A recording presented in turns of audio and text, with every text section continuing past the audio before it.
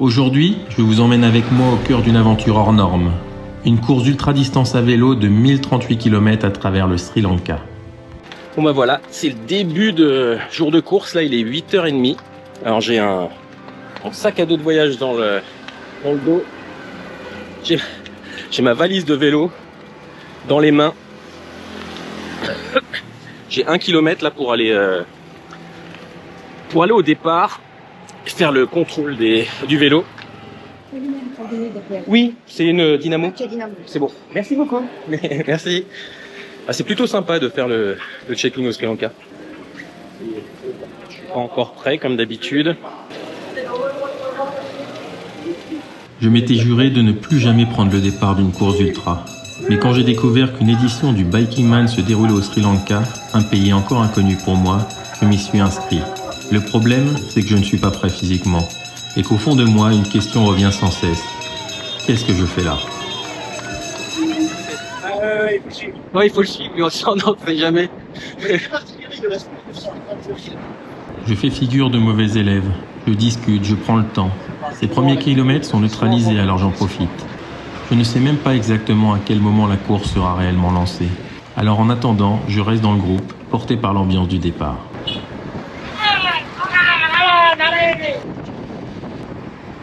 « 25 km, et toujours en neutralisé.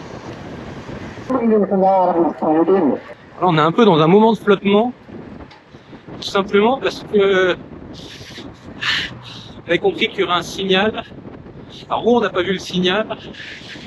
On ne sait pas trop si on est toujours dans le... Mais je pense que la course est lancée maintenant. Je me dis que le meilleur moyen de ne pas juste suivre les autres, c'est de prendre les devants. Alors je passe en tête. À ce moment-là, je ne sais pas encore. Mais quelques centaines de mètres plus loin, en traversant une petite ville, le peloton va s'étirer. Et sans le vouloir, je me retrouve seul devant. Bon, ça roule très vite. Là, on a 30,7 de moyenne. Là, je viens de me faire doubler. Je sais même plus, je suis peut-être 3e. Je roule plutôt très bien, on va voir si ça tient ou pas. Et là, ça me permet de... Je reste à distance et ça me permet de garder le rythme. Là, vivement que le soleil redescende parce que là, même en parlant, j'ai des petits frissons. Là. C'est pas très bon. Vraiment pas très bon. Là, je regarde un peu parce que il reste plus qu'un quart de bidon. Dès que je vois un truc où je peux acheter boisson fraîche, je vais m'arrêter. Allez, je trouve une boisson. Assez rapidement. Et 14h25 là.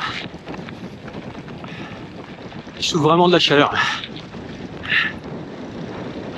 Quand je remplissais mes bidons, il y a 7-8 personnes, je pense, qui m'ont doublé.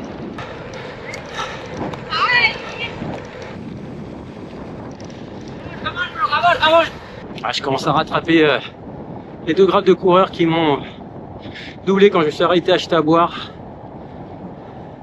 Là, c'est pas la grande forme. Parcouru 76 km à 29,7 de moyenne. Sûrement parti trop vite. Puis trop chaud. Ah, vraiment chaud et j'ai eu des frissons là.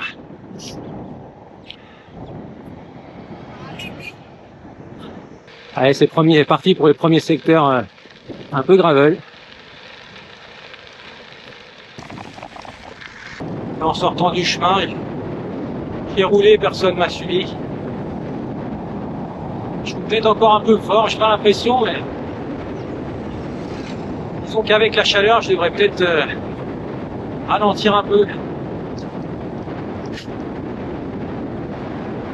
Ah, je profite des parties descendantes pour récupérer un peu.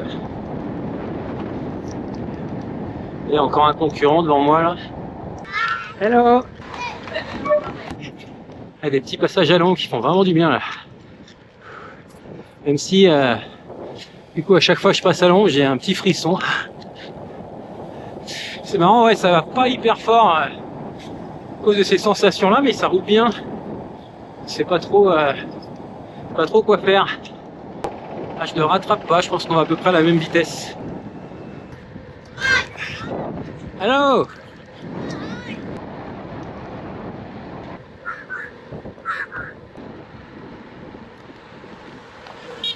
On arrive dans les rivières, hein.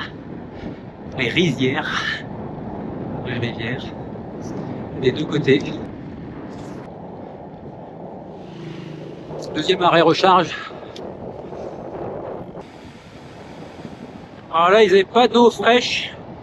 Du coup, j'ai acheté de l'eau. J'ai rallongé ma boisson dans le premier bidon, s'il me restait la moitié. Et j'ai acheté 5 glaces. Là, ça a l'air d'être vraiment des glaces à l'eau. J'en ai mis 4 dans le deuxième bidon avec de l'eau. Ça reste un peu frais. Pas la grande forme, mais ça va mieux quand même. J'ai plus les frissons. Alors, en plus, il y a un petit nuage, donc le soleil tape moins. Il y a un beau lac à côté. Je m'aperçois que je suis vraiment parti trop vite, c'est un peu dur là. Il y a seulement 115 km. C'est pas normal. On va voir comment la suite va se passer, hein. De toute façon, pas le choix, faut assumer. Petit chemin. Je pense que c'est le premier arrêt de mon voyage. C'est pas là. J'allais me tromper. Les deux chemins, ouais, c'est ça. À sa droite du petit lac. Voilà, relancer dur là. Je suis vraiment dans le dur. Mais bon, c'est pas très grave, hein. Hello.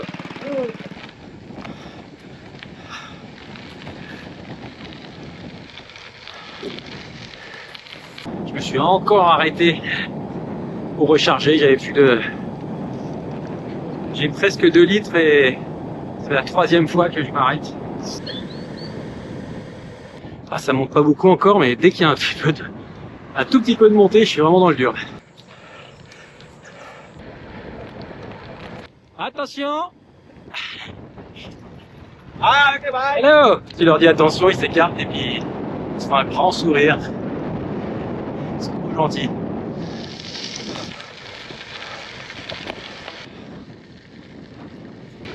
Et en contrebas les rizières.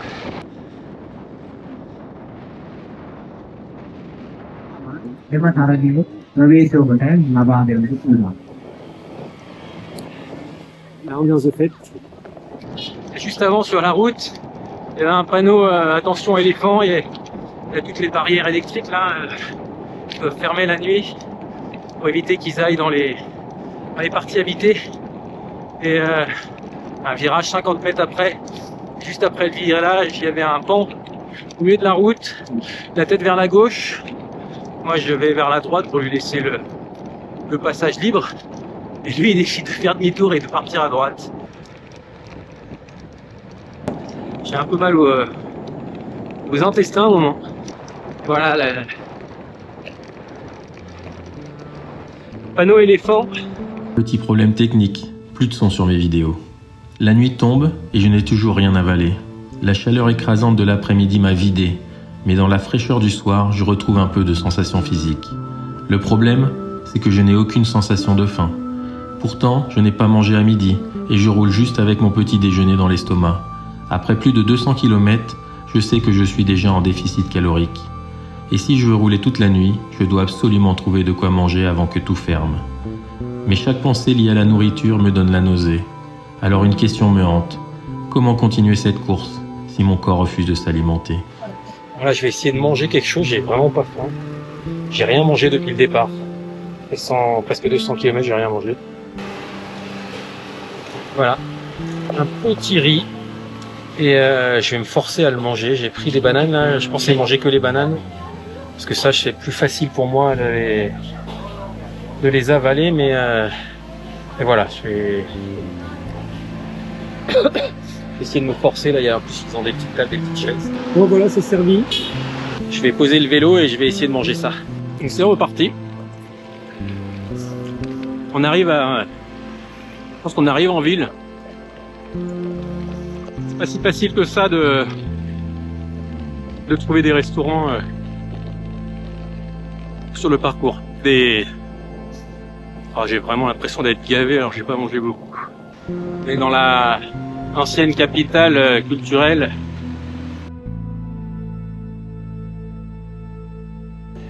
essayer de me reposer un petit peu. J'ai rechargé en eau. Et voilà, j'ai de l'eau. J'espère que je suis pas sûr d'en avoir assez pour atteindre l'ouverture des shops, mais voilà, c'est l'heure. Là, il est 2 h du matin. Je pensais arriver à 4 h et je repars avec m'étant reposé à 2 h. C'est plutôt pas mal, ça permet de profiter de la fraîcheur de la nuit pour rouler. Avec que 3 h, j'ai déjà arrêté, j'ai fini un bidon.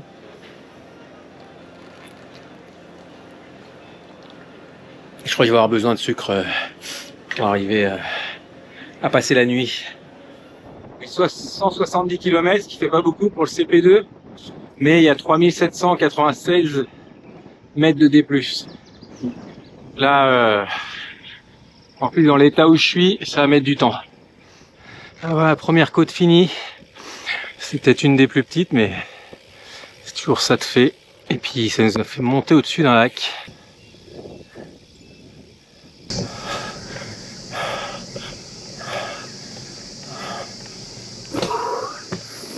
Dans une côte de 4,4 km et les passages les plus raides, j'y arrive pas. C'est vraiment très raide. Ça se calme un peu, mais je crois que ça va pas durer longtemps. Et ça redescend là. J'espérais arriver pas trop tard au CP2, mais là, à la vitesse où j'avance, ça va pas y être avant ce soir, 154 km. Ça va être compliqué, très compliqué. Je pense que je vais mettre à peu près 3 h pour faire cette côte de 10 km. J'ai pas les bons braquets, j'ai pas la forme. Je pense que le voyage, j'ai pas bien récupéré encore quand même. J'étais hyper bien au début, mais tout ça, je l'ai monté en vélo. Je suis passé par là pendant le voyage et j'ai tout monté à vélo. Et là, là, il y a des gros pourcentages, je m'enfonce. Personne n'est revenu sur moi. Ils ont dû partir longtemps après moi, ou sinon ils sont en galère aussi. Pour la place, peu importe, mais pour le mental, c'était pas mal de pas être rattrapé ici. Ça va être compliqué. Elle va pas être floue celle-là. Hein. Pour une fois. Merde. Oh là là, ça fait 3 heures que je suis là-dedans. Ah bah écoute.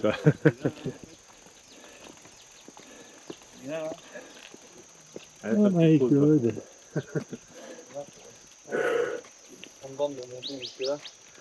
Bon, je finis quand même à vélo.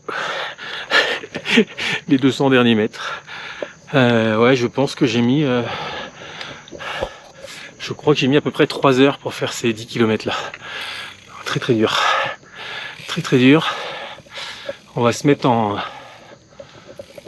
mode descente. Hello.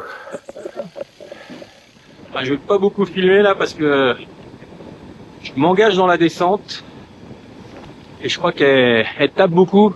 Là, pour l'instant ça va. Voilà, ça commence. Je me suis arrêté une bonne heure. J'ai mangé un tout petit truc. Et après je me suis un peu reposé sur je suis allongé à côté du vélo. Depuis ce matin, je n'ai avalé qu'un samosa à midi, car ces nausées à la simple idée de manger ne me lâchent pas. Heureusement, cette petite heure de repos m'a permis de reprendre un peu d'énergie. Juste assez pour affronter la fournaise du soleil de 14 h. Ici, il ne pardonne rien. Et la traversée de Candy, avec son trafic dense et étouffant, rend l'atmosphère encore plus suffocante. La chaleur est écrasante, insoutenable, et chaque kilomètre devient un combat. C'est hyper difficile, j'arrive pas à dormir, j'arrive pas à manger. Faut que je mange quand même, j'ai réussi à manger un petit peu, mais à me forcer, ça me donne des nausées tellement j'ai l'impression de manger alors que j'ai pas faim, mais j'ai pas mangé du tout quasiment depuis très longtemps. C'est très compliqué. Là, il reste tous les kilomètres avec les montées là. Pour le CP, il reste 86 km encore. C'est dommage d'avoir pris autant de retard parce que sinon je serais dans les montagnes. Bon, il est 17 h. Malgré tout, j'ai fait un petit coup de chaud encore. Et du coup, j'enlève le casque, ça fait de l'air. En tout cas, j'ai l'impression que ça va mieux. Surtout, il y a plus de soleil là. Il est caché par les nuages. De toute façon, dans 1h30, il fait nuit. Là, il me reste 2 côtes pas très longues et puis la longue ascension finale, je crois qu'elle fait 24 km, je crois. Un peu plus, je sais plus. Celle-là, j'espère qu'elle sera pas trop pentue. Direction le CP2. Et la seule chose qui me sépare du CP2, c'est une montée de 24,6 km et 1255 mètres de dénivelé. Donc ça va être long. Ça va même être très long vu mes sensations du moment. No. Thank you.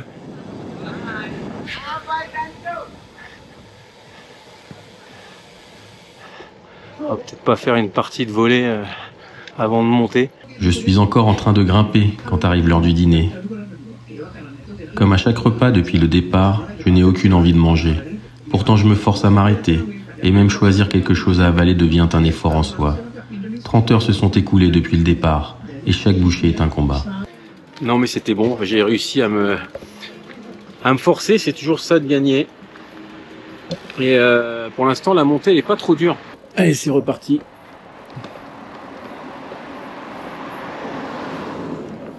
Encore 20,6 km, hein. On n'a pas fait grand chose. Hein.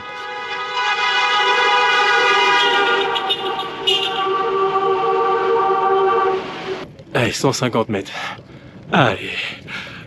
Après, il reste 3 km pour le CP. C'est un qui fait déjà le CP3.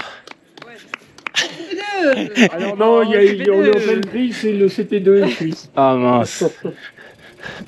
Mais l'idée y était. L'espoir, c'est l'espoir. Allez, 23h20, c'est reparti. Ah, j'ai réussi à manger un peu plus. Donc ça c'est plutôt une bonne nouvelle. Par contre là ça descend et comme on est au point le plus haut du circuit, il fait pas chaud. Je crois que ça se voit pas mais le ciel il est tout rose. On va s'équiper un petit peu, je vais mettre un petit gilet, même si là je pense que ça aurait pu passer sans. Mais on va entamer une longue descente là. J'espère que la route elle sera pas trop détériorée. La descente a été un vrai calvaire.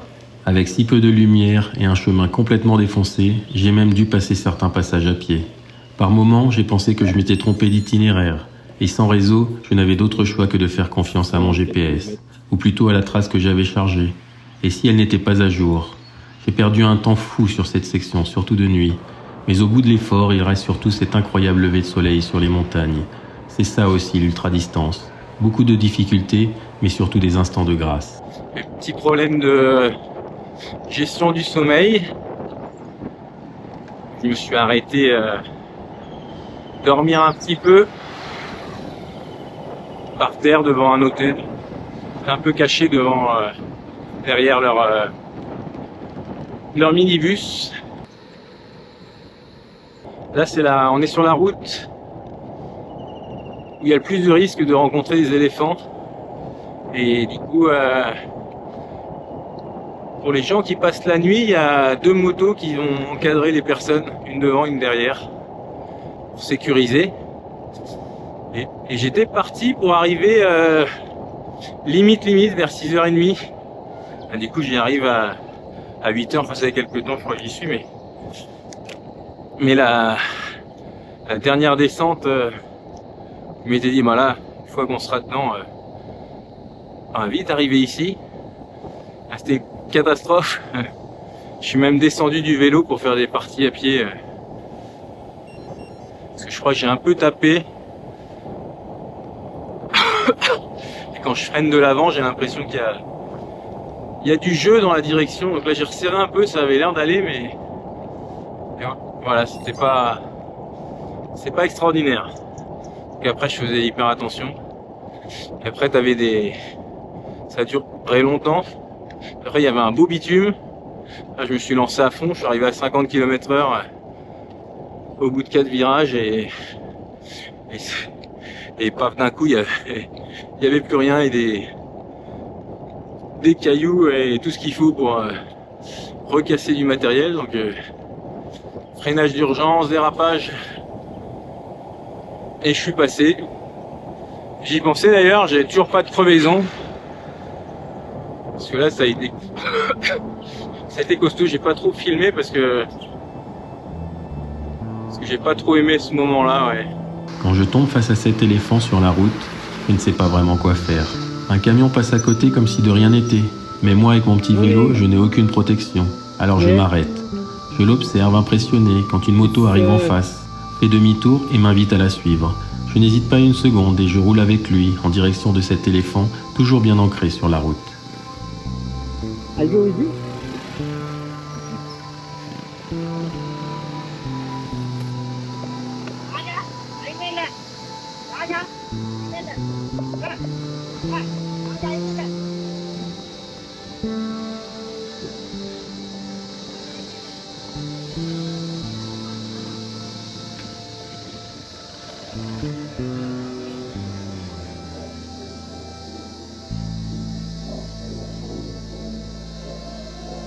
Bah, je voulais être proche d'un éléphant, bah là, je l'ai bien vu. Ils sont vraiment gentils, il est toujours au milieu, il continue à manger ses branches. Je savais pas trop, je pense que je l'aurais pas fait tout seul en tout cas, mais j'attendais depuis quelques temps là.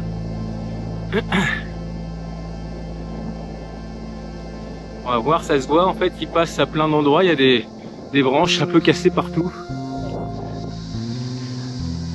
Comme là.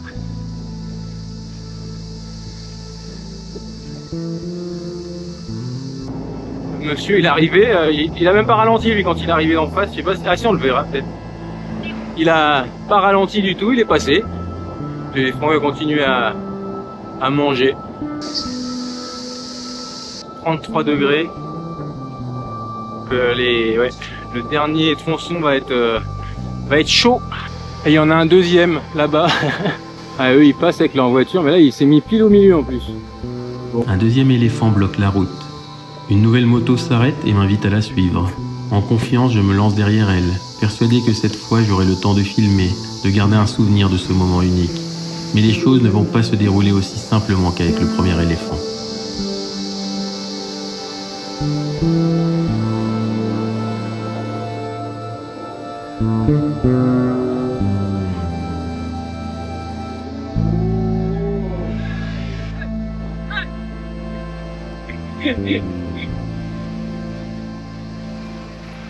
Je sais pas si le monsieur dans la voiture il a pas dit qu'il y en avait encore un plus loin.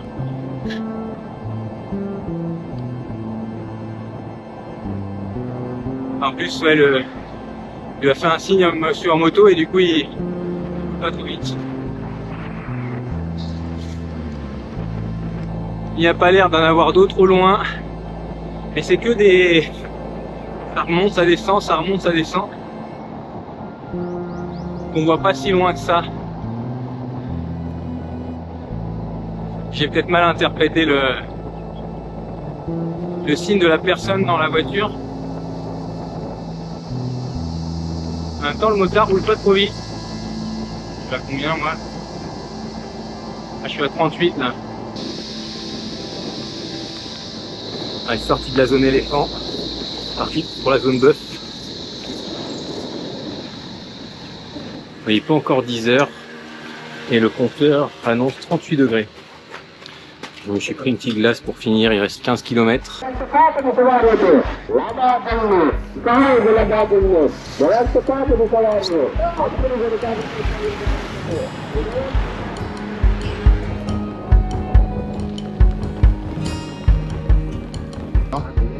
J'avais dit à 10h30 il est là. Ouais, je me suis arrêté prendre des glaces. Bon, on a vu que tu t'es arrêté. On va commencer les deux. Alors, comment tu vas? Ça va? Là, ça va mieux. C'est reparti pour la dernière étape, entre guillemets, CP3. C'est la ligne d'arrivée. C'est 304 km. J'ai hésité à rester, mais j'ai pas réussi à dormir. J'hésite à rester parce qu'il est pile midi. Et que le midi solaire, c'est midi ici. Donc là, là on est dans les pires heures. Je vais voir si vraiment ça tape trop. Je m'arrêterai comme hier. Voilà, il est 13h30. Je réussis à me trouver une petite glace. Je pense que je vais en manger régulièrement là. Il fait vraiment chaud. Ça avance doucement, mais pour l'instant le terrain est plutôt favorable, donc ça avance plutôt bien. Enfin, sauf les arrêts, parce que là du coup je m'arrête très souvent. Je suis arrêté une première fois, 3/4 d'heure après être parti. Là je me suis arrêté une deuxième fois. Et ça permet de rester un peu à l'ombre aussi. Ah, depuis que je suis sur cette 2x2 voies, c'est une horreur. Il fait plus chaud que sur les petites routes secondaires. Ça roule bien par contre. Je trouve qu'il n'y a pas beaucoup de vent, mais il est favorable sûrement. Et il fait une chaleur. J'ai les bras, j'ai beau avoir mis de la crème, il commence à rougir. Je rêve d'entendre la petite musique du vendeur de glace. Il fait trop chaud. J'ai hésité à rester dans l'hôtel. Je me suis dit, je vais rester jusqu'à quelle heure? 15h, 16h. Et il est 14h. Je resterai 3-4 heures à rien faire. J'ai essayé de me poser, j'ai pas réussi à dormir. En tout cas, moi, ça m'a permis de me poser beaucoup de questions sur la suite de l'ultra distance et moi. Et c'est vrai que j'avais voulu continuer alors que j'avais dit que j'arrêtais parce que je m'étais promis que si je faisais une chute comme j'ai fait sur la rave, j'arrêterais. Et je pense que mon subconscient, il me pousse à faire des choses qui me mettent dans des situations plus compliquées. Du coup, j'ai pas du tout faim. Je me retrouve devant des assiettes. Le premier et le deuxième jour, aujourd'hui, hier soir et aujourd'hui, ça a commencé à aller mieux. Mais juste de voir l'assiette, c'est comme si j'avais mangé comme un ogre 10 secondes avant et ça te donne cette sensation de nausée tellement je dis, c'est le truc en trop, non, ça va pas rentrer quoi. Donc voilà, je passe des journées, les premières journées à rien manger. Alors je bois beaucoup de boissons sucrées pour essayer de compenser, mais voilà, c'est finalement faut peut-être pas chercher plus loin et pour d'autres raisons aussi que je me dis que c'est peut-être mon jubilé en fait aujourd'hui. Alors c'est pas dit que je revienne pas un jour et j'en refasse pas d'autres mais ce sera plus ça l'est déjà plus je pense depuis quelques temps, mais ce sera plus une priorité en tout cas dans le vélo. Finalement, la première inscription sur un ultra, c'était le Biking Man Laos pour préparer la Race Cross France 2005. Je reprenais le vélo et je m'étais inscrit sur ça, et ce que j'allais chercher au Laos, c'était l'aventure. Et en fait, l'aventure là, je l'ai plus vraiment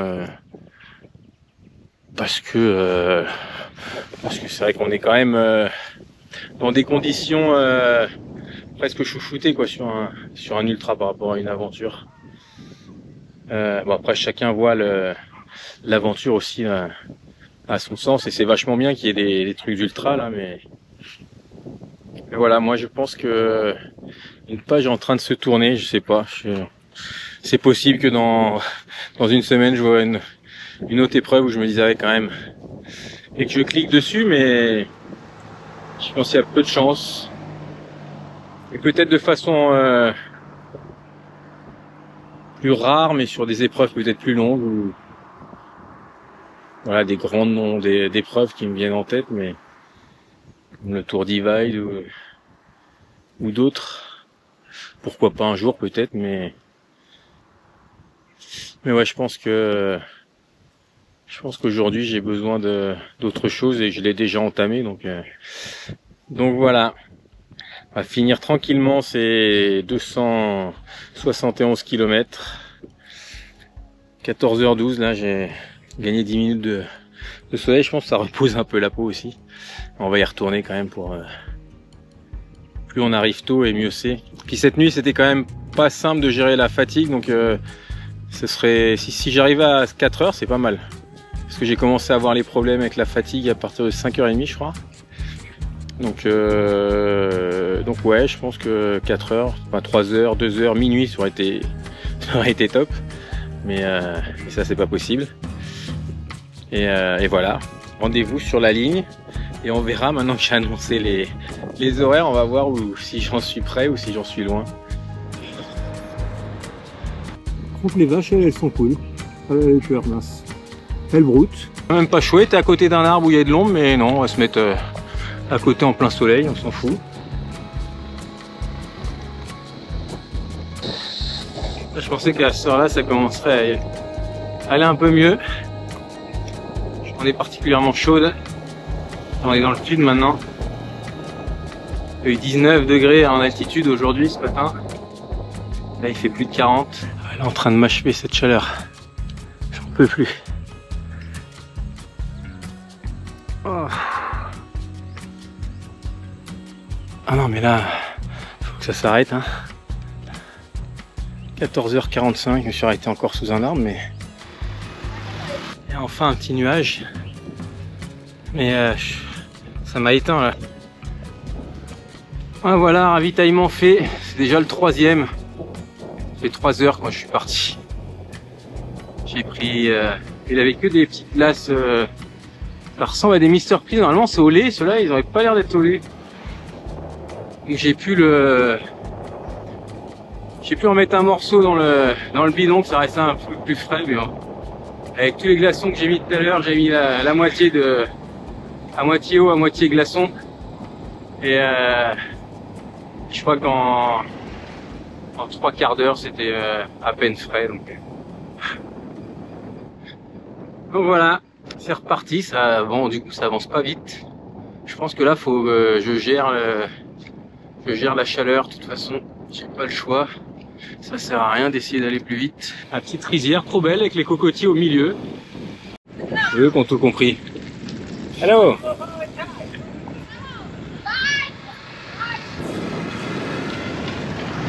Ça fait tellement de bien les passages à l'ombre. Je pense que j'ai pris un petit coup de chaud. Hello. Ça donnait tellement envie. Mais là, finir les 250 derniers kilomètres avec un cuissard mouillé, un grand risque de problème.